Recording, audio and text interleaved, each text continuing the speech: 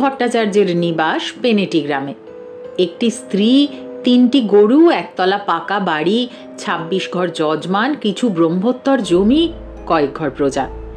এতেই স্বচ্ছন্দে সংসার চলে যায়। শিবুর বয়স 32।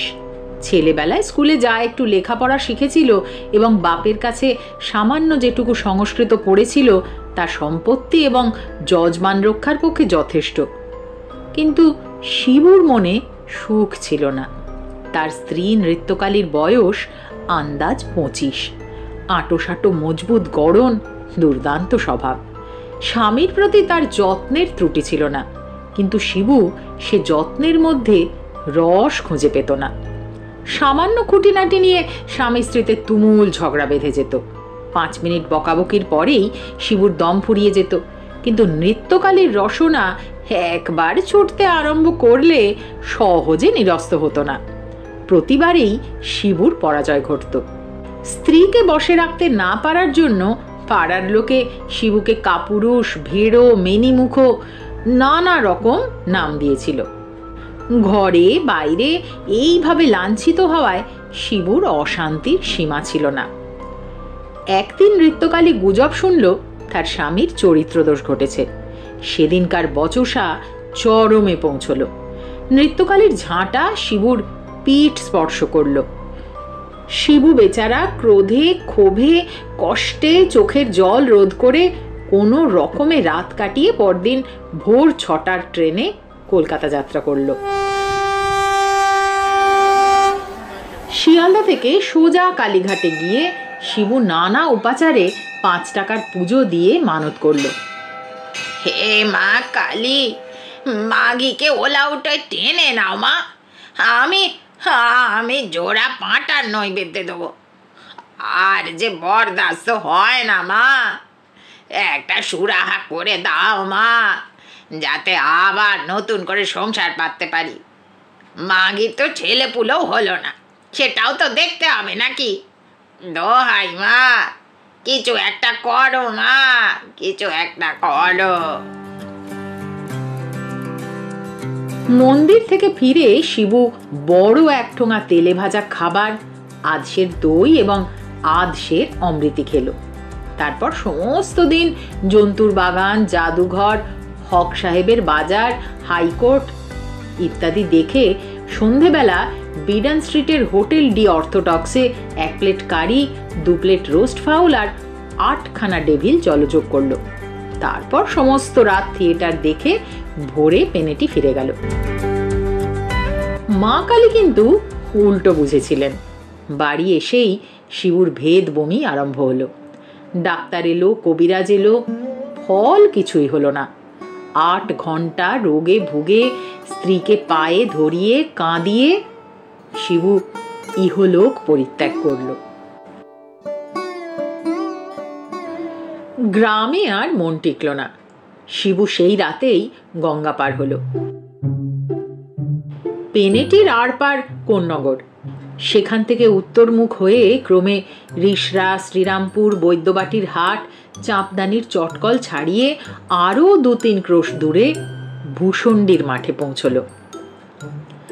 মাঠটি বহু দূর বিস্তৃত, জনমানব শূন্য। এককালে এখানে ইট খোলা ছিল, সেজন্য সমতল নয়। কোথাও গর্ত, কোথাও মাটির ঢিপি, মাঝে মাঝে আশ্যাওড়া, গেঁটু, বুনো ওল, বাবলা প্রভৃতির ঝোপ। শিবুর খুব পছন্দ হলো। একটা বহু কালের পরিত্যক্ত ইটের পাঁজার একপাশে একটা লম্বা তাল গাছ সোজা হয়ে উঠেছে, আর একদিকে একটা ন্যাড়া বেল গাছ ত্রিভঙ্গ হয়ে দাঁড়িয়ে আছে। শিবু সেই বেল গাছে ব্রহ্মদত্তী হয়ে বাস করতে লাগলো। যারা স্পিরিচুয়ালিজম বা প্রেত তত্ত্বের খবর রাখেন না, তাদেরকে ব্যাপারটা সংক্ষেপে বুঝিয়ে দিই। মানুষ মরলে ভূত হয়, তা আমরা সকলেই শুনেছি, কিন্তু এই থিওরির সঙ্গে স্বর্গ, নরক, পুনর্জন্ম খাপ খায় কিভাবে?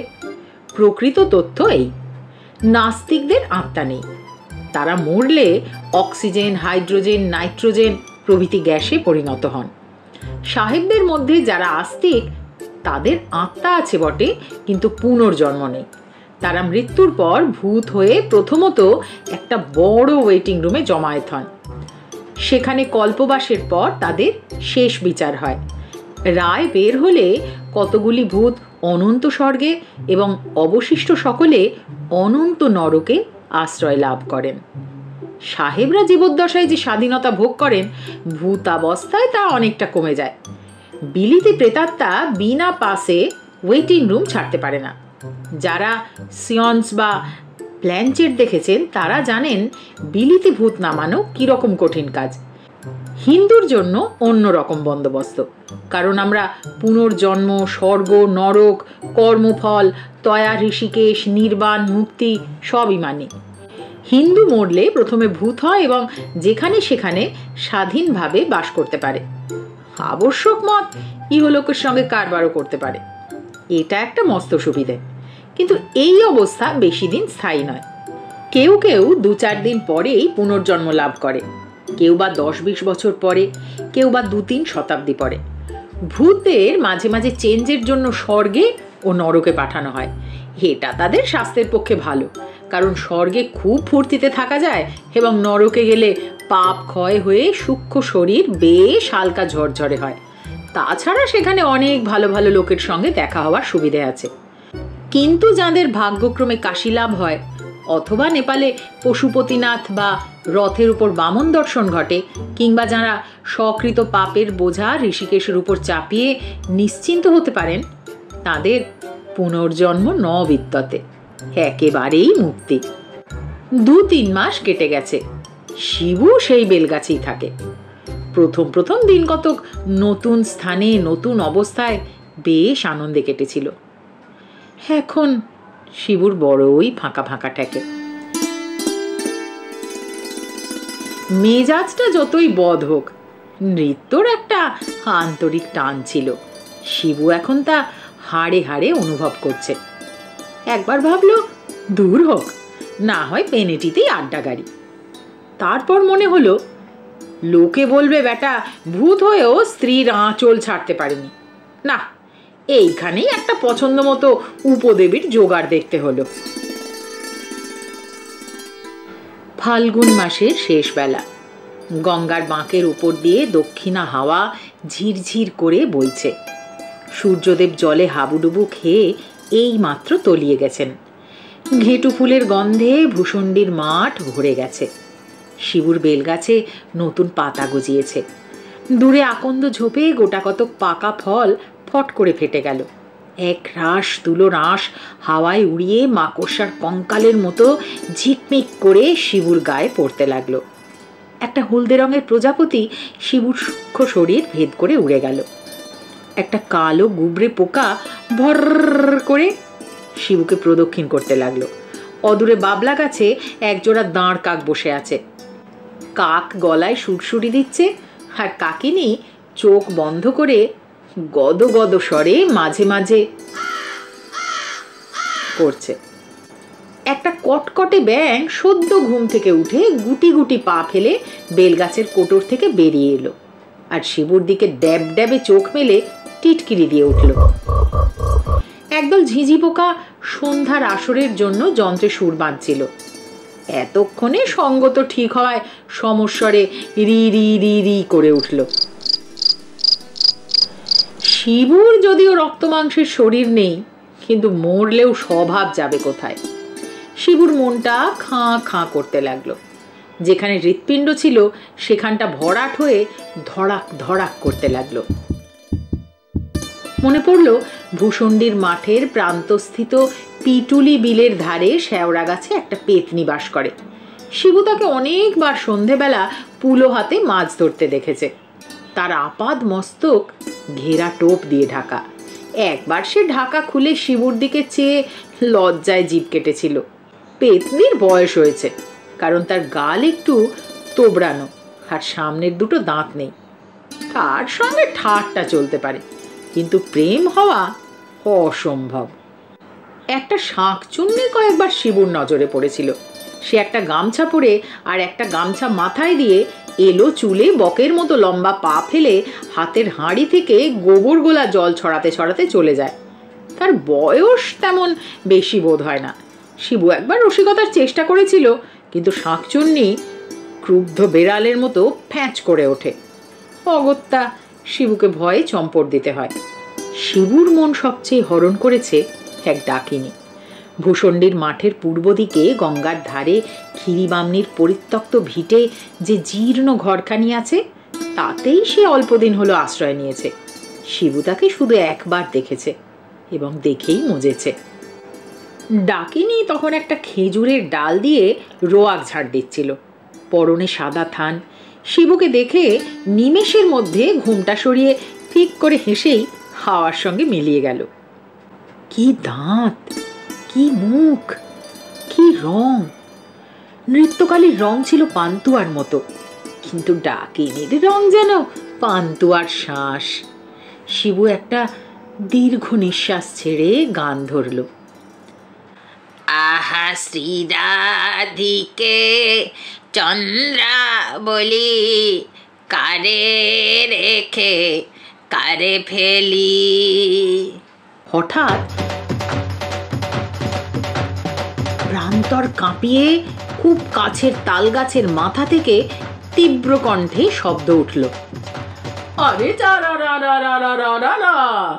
अरे भजुआ के बहिनिया भगलू के बिटिया केकरा से शादिया हो केकरा से हो। শিবু চমকে উঠে ডাকলো, তাল গাছে কে রে? উত্তর এলো, আরে কারিয়া পিরেত মা। শিবু বলল, কেলে ভূত, নেমে এসো বাবা, নিচে নেমে এসো। মাথায় পাগড়ি, কালো লিকলিকে চেহারা, কাকলাসের মতো একটি জীবাত্মা সরাক করে তালগাছের মাথা থেকে নেমে ভূমিষ্ঠ হয়ে প্রণাম করে বলল, গোড় লাগে বরমদেও জি। জিতে রাহো বেটা, জিতে রাহো। তা একটু তামাক খাওয়াতে পারিস নাকি? अच्छी लंबा তামাক কিনে তা আবার ছিলে। যা না যা, একটু জোগাড় কর না গিয়ে। প্রেত ওপরে উঠল এবং অল্পক্ষণের মধ্যেই বৈদ্যবাটির বাজার থেকে তামাক, টিকে, কলকে এনে আগ সুলগিয়ে শিবুর হাতে দিল। শিবু একটা কচুর ডাঁটার ওপর কলকে বসিয়ে টান দিতে দিতে বলল, তারপর এলি কবে? তোর হাল চাল সব বল। কারিয়া পীরের যে ইতিহাস বলল তার সারমর্ম এই। তার বাড়ি ছাপড়া জেলা। দেশে এককালে তার জরু, গরু, জমি, জেরাত সবই ছিল। তার স্ত্রী মুংরি অত্যন্ত মুখরা আর বদমেজাজি, বনি বনাও কখনো হতো না। একদিন প্রতিবেশী ভোজু আর বোনকে উপলক্ষ করে স্বামী স্ত্রীতে বিষম ঝগড়া হয় এবং স্ত্রীর পিঠে এক ঘা লাঠি কষিয়ে স্বামী দেশ ছেড়ে কলকাতায় চলে আসে। সে আজ 30 বছরের কথা। কিছুদিন পরে সংবাদ আসে যে মুংরি বসন্ত রোগে মরেছে। স্বামী আর দেশে ফিরল না, বিয়েও করল না। নানা জায়গায় চাকরি করে অবশেষে চাপদানির মিলে কুলির কাজে ভর্তি হয় এবং কয়েক বছরের মধ্যে সর্দারের পদ পায়। কিছুদিন আগে একটা লোহার কড়ি হাফিজ অর্থাৎ কপিকলে উত্তোলন করার সময় তার মাথায় চোট লাগে। তারপর 1 মাস হাসপাতালে শয্যাশায়ী হয়ে থাকে। এই কিছুদিন হলো পঞ্চত্ব প্রাপ্ত হয়ে প্রেত রূপে এই তাল গাছে বিরাজ করছে।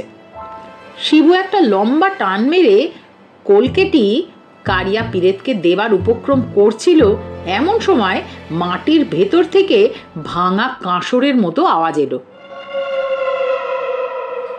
ভায়া, কলকাতায় কিছু আছে নাকি? বেলগাছের কাছে যে ইটের পাঁজা ছিল তা থেকে খান কতক ইট খসে গেল এবং ফাঁকের ভেতর থেকে হামাগুড়ি দিয়ে একটা মূর্তি বের হয়ে এলো। স্থূল খর্ব দেহ, থেলো হুঁকার খোলের উপর একজোড়া পাকা গোপ গজালে যেরকম হয় সেই রকম মুখ, মাথায় টাক, গলায় রুদ্রাক্ষের মালা, গায়ে ঘুঁটি দেওয়া মেরজাই, পরনে ধুতি, পায়ে তালতলার চটি। আগন্তুক শিবুর হাত থেকে কলকেটি নিয়ে বললেন, ব্রাহ্মণ, দণ্ডবত হয়। কিছু সম্পত্তি ছিল এইখানে পোতা আছে, তাই লক্ষ্মী হয়ে আগলাচ্ছে আর কি। বেশি কিছু নয়, 200-500। সব বন্ধকি তমসুক দাদা, ইস্তাম্বুল কাগজে লেখা, নগদ শিক্ষা একটিও পাবে না। তবে খবরদার ওদিকে নজর দিও না, হাতে হাত করে পড়বে। শিবুর মেঘদূত একটু আদ্রু জানা ছিল। সসম্ভ্রমে জিজ্ঞাসা করল, যক্ষ মহাশয়, আপনি কি কালিদাসের ভাই না ভাই?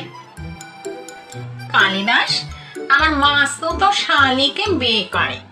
ছোকরা হিজলিতে নিমকির গোমস্তা ছিল, অনেক দিন মারা গেছে। তা তুমি তার নাম জানলে কি করে? আপনার এখানে কতদিন আগমন হয়েছে? আমার আগমন? আমি বলে কি 3.5 বছর এখানে আছি। কত এলো দেখলাম, কত গেল তাও দেখলাম। আরে তুমি তো সেদিন এলে, কাঠ পিঁপড়ে তাড়িয়ে 3 বার হোঁচট খেয়ে তবে গাছে উঠলে। সব দেখেছি আমি, তোমার গানে সব কাছে দেখছি। বেশ বেশ, কাল বাতি ঠিকতে চলে যাও তো আমার সাগরের হাও দাদা। এখন আমারটা যদি চাই একটু খোলা হয়ে গেছে, তোমার হাতে লাখ টাকা। তা মশাইয়ের ভূত পর্ব পরিচয়টা জিজ্ঞাসা করতে পারি কি? বিলক্ষণ বিলক্ষণ। আমার নাম নদীর চাঁদ মল্লিক, পদবী বসু, জাতি কায়স্থ, নিবাস ঋষড়ে, হাল সাকির এই 5 মধ্যে। সাবেক পেশা দারোগাগিরি, এলাকায় ঋষড়ে, স্থল ভদ্রেশ্বর। জর্জ টি সাহেবের নাম শুনেছ তো? হুগলির কালেক্টর। ভারী ভালোবাসতো আমাকে। মুল্লুকের শাসনটা আমার হাতেই ছেড়ে দিয়েছিল। নাদু মল্লিকের দাপটে লোক ত্রাহি ত্রাহি ডাক ছাড়ত। তা মশাইয়ের পরিবার আদি কি? যক্ষ দীর্ঘ নিঃশ্বাস ফেলে বললেন, সব সুখ কি কপালে হয় রে দাদা? ঘর সংসার সবই তো ছিল, কিন্তু গিন্নিটি ছিলেন খান্ডার। বলবো কি মশাই, আমি হলুম গিয়ে নাদু মল্লিক, কোম্পানির ফৌজদারি নিজামত আদালত যার মুঠোর মধ্যে আমারই পিঠে দিলে কিনা 1 গাছে এলাকাট কষিয়ে, আর তারপরেই পালালো বাপের বাড়ি। 340 দাঁড়ায় ফেলতুম, কিন্তু কেলেঙ্কারির ভয়ে গ্রেপ্তারি পরোয়ানা আর ছাড়লুম না। কিন্তু যাবে কর্তা, গুরু আছেন, ধর্ম আছেন। 47 সনের মড়কে মাগি ফৌতা হলো। সংসার ধর্মে আর মন বসল না। জর্জ টি সাহেব বিলেত গেলে আমিও পেনশন নিয়ে এক শখের যাত্রা খুললুম। আর তারপর পরমাই ফুরুলে এই হেথা আড্ডা গেড়েছি। ছেলে পুলে হয়নি তাতে দুঃখ নেই দাদা। আমি করব রোজগার, আর কোন আবেগের বেটা ভূত মানুষ হয়ে আমার ঘরে জন্ম নিয়ে সম্পত্তির ওয়ানিশ হবে, সে আমার সইত না। এখন তো অভ্যাস, নিজের বিষয় নিজে আগলাই, গঙ্গার হাওয়া খাই আর বাবা করে থাকি। থাক, তা আমার কথা তো সব শুনলে, এখন তোমার কেচ্ছা বলো। শিবু নিজের ইতিহাস সমস্ত বলল, কারিয়া পীরেতের পরিচয়ও দিল। যক্ষ বললেন, সব সেনাতেই একই হাল দেখছি। পুরনো কথা ভেবে মন খারাপ করে ফল নেই দাদা। এখন এসো এসো দেখি, একটু গাওনা বাজনা করি। পাক আজ নেই, তেমন জুত হবে না।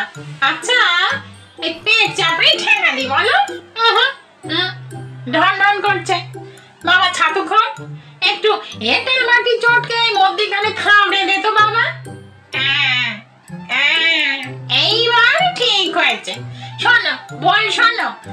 দাদা দিন তা কৌতা কর্তাকে, গিন্নি ঘা দেন কর্তাকে, ধাঁধা ধিনতা কর্তাকে, গিন্নি ঘা দেন কর্তাকে, ধাঁধা ধিনতা কর্তাকে, গিন্নি ঘা দেন কর্তাকে, ধাঁধা ধিনতা কর্তাকে, গিন্নি ঘা দেন কর্তাকে।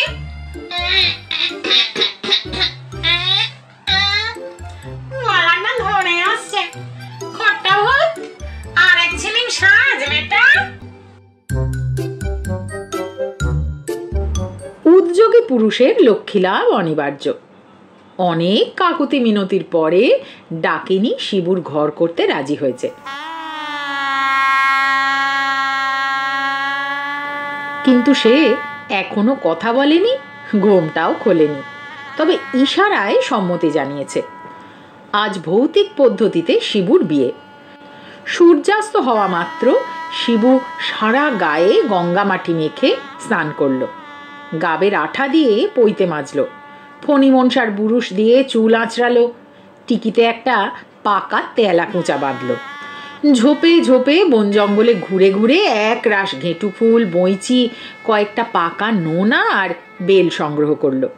তারপর সন্ধ্যায় শেয়ালের ঐকতান আরম্ভ হতেই সে ক্ষীরি বামনির ভিটে যাত্রা করল। সেদিন শুক্লপক্ষের চতুর্দশী। ঘরের দাওয়ায় কচু পাতার আসনে ডাকিনীর সামনে বসে শিবু মন্ত্রপাঠের উদ্যোগী করে উৎসুক চিত্তে বলল, এইবার ঘোমটাটা খুলতে হচ্ছে। ডাকিনী ঘোমটা সরালো। শিবু চমকে উঠে সভয়ে জিজ্ঞাসা করলো, তুমি তুমি নেত্য নেত্য তুমি? নৃত্যকালী বলল, হ্যাঁ রে মিনসে, মনে করেছিলি মরে আমার কবল থেকে বাঁচবি? পেতনি শাকচুন্নির পিছু পিছু ঘুরতে বড় মজা না? এলে কি করে? হ্যাঁ, ওলা উঠায় নাকি? ওলা উঠা, ওলা উঠে তোর 70-এর হোক। কেন, ঘরে কি কেরোসিন ছিল না? তাই চেহারাটা ফর্সাকানা দেখাচ্ছে। পোড় খেলে সোনার জলুস বাড়ে। ভাতটাও একটু নরম হয়েছে নাকি? শুভকর্মে বাধা পড়ল। বাইরেও কিসের গোলযোগ? এখানে কি হচ্ছে? না বিয়ে হচ্ছে শুনলে? কার বুকে এত বড় পাটা যে আবার বিয়ে করছে? আবার বিয়ে করছে মিনসে? আড়া নড়া দেখাচ্ছে যেন একপাল শকুনি, গৃধিনী, ঝুটো পুটি কাড়াকাড়ি ছেঁড়াছেড়ি করছে। হঠাৎ উল্কার মতো ছুটে এসে পেতনি আর শাকচুন্নি উঠোনের বেড়ার আগর ঠেলে ভীষণ চেঁচামেচি আরম্ভ করলো। আমার স্বামী তুমি কেন দেব না? আমার হরি ওজি তোর নাতি বয়সী। আহা কি আমার কর্ণের মাউগা দুই মেছু পত্নী। আমি জোর দুজন না আগে কাটো গঙ্গাবর্চন্নি।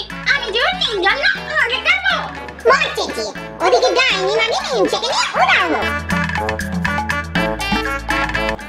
তখন পেতনি বিড়বিড় করে মন্ত্র পড়ে, বন্ধ হ বন্ধ আপদ যত বেড়ে হ সারে গামা বাঁধানি পেতনির কথা ফেলোনি। আগর বন্ধ করে বলল, আগে তোর ঘাড় মটকাবো তারপর ডাইনি বেটিকে খাবো। কামড়া কামড়ি চুলো চুলি আরম্ভ হলো। একা নৃত্যকালীতেই রক্ষে নেই, তার উপর আবার পূর্বতন 2 জন্মের আরো 2 পত্নী হাজির। শিবু হাতে পইতে জড়িয়ে ইষ্টমন্ত্র জপতে লাগলো। নৃত্যকালী রাগে ফুলতে লাগলো। এমন সময় নেপথ্যে যক্ষের গলা শোনা গেল, ননি শুনছো কি বান মনে? ভাবছো বুঝি শ্যামের মাসি ডাকছে তোমায় বাস বলে? ওটা যে খেক শিউলি, দিও না কোলে কালি। রাত বিরেতে শেল কুকুরের ছুঁচো পেঁচার ডাক শুনে, ডাক শুনে, ডাক শুনে, ডাক শুনে। যক্ষ বেড়ার কাছে এসে বললেন, ভায়া এখানে হচ্ছে কি? এত গোল কিসে? কারিয়া পিড়ে থাকলো, বরং পিচাস, আরে দরওয়াজা তো খোল। শিবুর সাড়া নেই।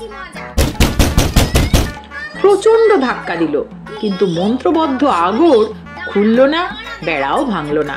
তখন কারিয়া পীরেত তারস্বরে উৎপাটন মন্ত্র পড়ল। এ মারে জোয়ান হাইয়া, অমৃতরা হাইয়া, পর্বতরি হাইয়া, ফটে বালাট হাইয়া, খবরদার হাফিজ।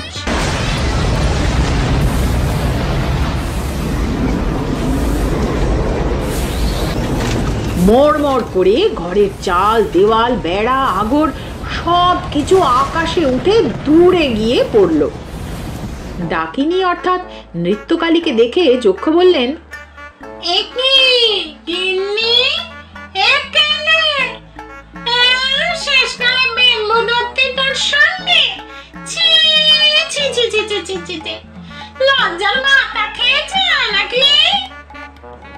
ডাকিনী ঘুমটা টেনে কাঠ হয়ে বসে রইল। কারিয়া পীরেত বলল, আরে মুংরি, তোহার শরম নেই বা?